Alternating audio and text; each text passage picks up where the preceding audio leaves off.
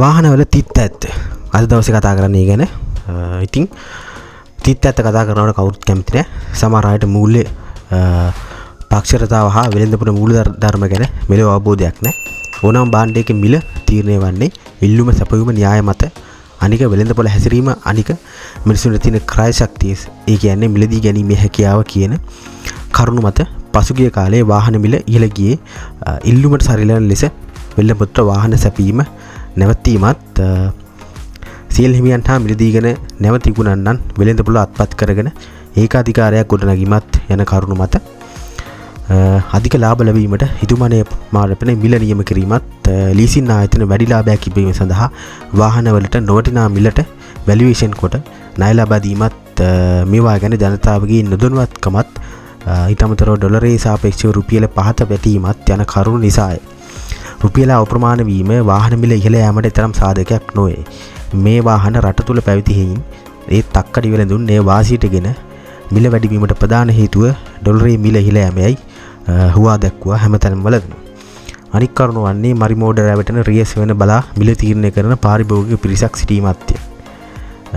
දැන් අලුත් වාහන වෙළඳ පොළට ඇරී ඇත. වාහන සැපීමට බාධා නැත. එම වාහන දැඩි බාධා නැත. එම වාහන සඳහා දැඩි ඉල්ලුමක් පවතී.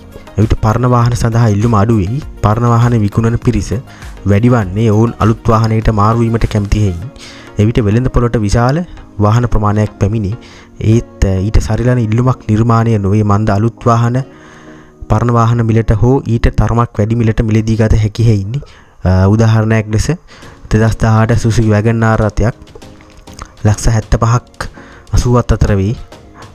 අද පවතින මිල ඒ නිසා 2018 වාහනේ අලුත් 2023 අලුත් වාහනයක් $75,000 අතර වේ. 2018 පරණ වාහනේ $70,000ක් පමණ වේ. ඒ නිසා 2018 වාහනේ $70,000ට ගන්නේ වෙළඳ පොළ ගැන කිසිම අවබෝධයක් නැති මිනිසෙක්. ඒ නිසා පරණ වාහන මිල පහළ යාම අනිවාර්යයෙන්ම සිදුවේ.